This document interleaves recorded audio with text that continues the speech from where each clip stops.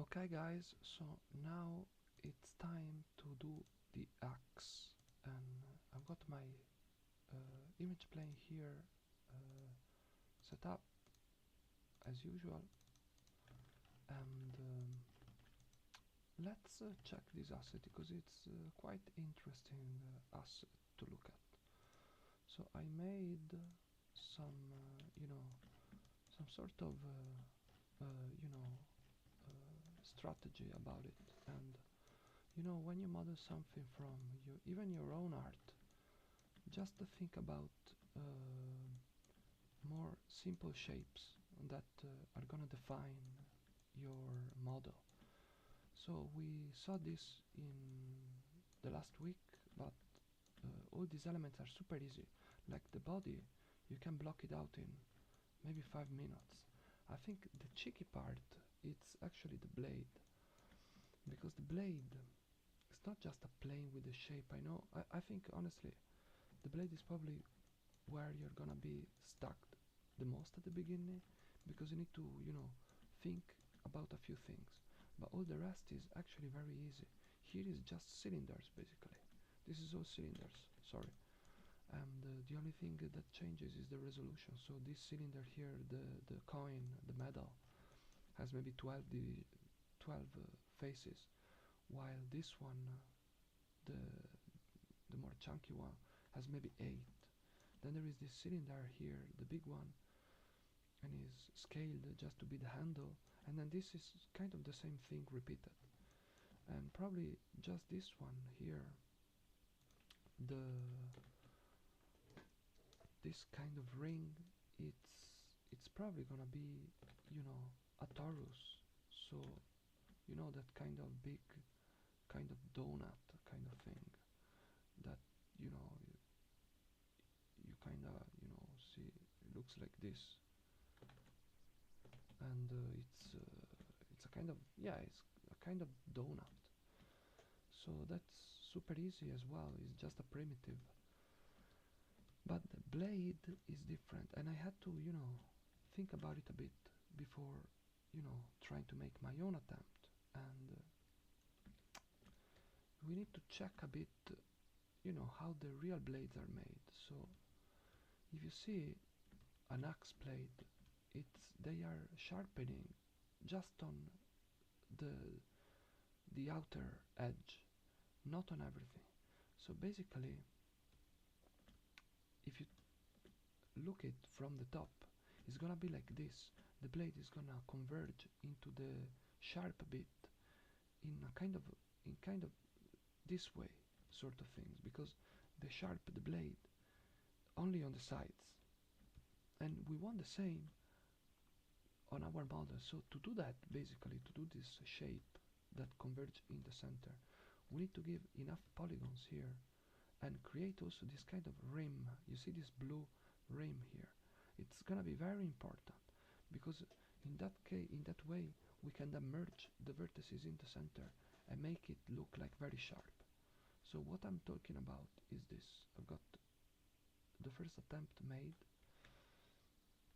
and I think, yeah, I think this is probably gonna be, this is a rather correct attempt I've made, because I think this is really like the way an axe look like.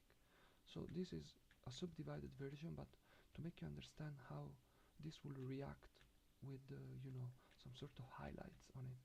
And I think this is quite close, to be honest. So I think probably this is gonna be a good way to approach the axe. So let's begin in the file here. So I will make this video with the body of the axe, and in another video I will make the blade. So I start with the cylinder. I set 8 faces. I scale it down and move it up, and I do the same, Command D, to create this one. Then I create another cylinder and I give it 12 division, and I rotate it, pressing E. I go to rotate, and then J, I activate rotate snap 90 degree, facing us. I make it a bit smaller. Even this one a bit smaller, like this. Yeah, like this, and like this.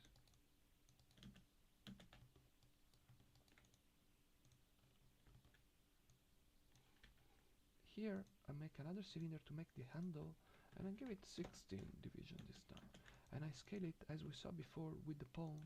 I scale it control like this. Take a look, and I have it basically. Take a look, my image plane is not in the center.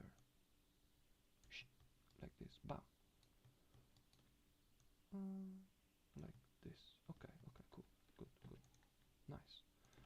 So now I get vertex mode. I take these vertices, I bring them down, then the vertices up, I bring them up, and now I can just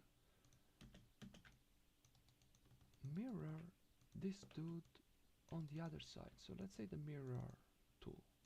So take a look here, I am on the Z, I do not merge, not combine, well, combine with the original. I'm on the Z axis and I do apply, and I have it. So now I can select everything, and then I can go into wireframe mode, and I do Command D, and I duplicate it and I bring it up. So super easy.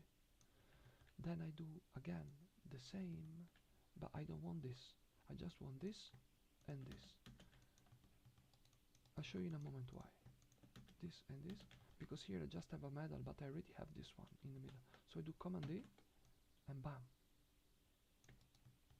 Then I select this one, Command D, and bam. Easy, super easy.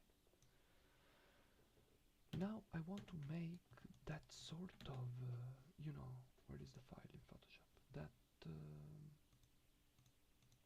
you know, this kind of cube decoration, head decoration, and it has an extrusion inward, and we saw it with the pawn. So we are able to do that. Super easy.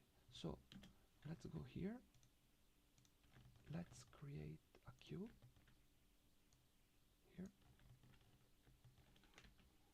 I scale it like this. R. And I think it's alright.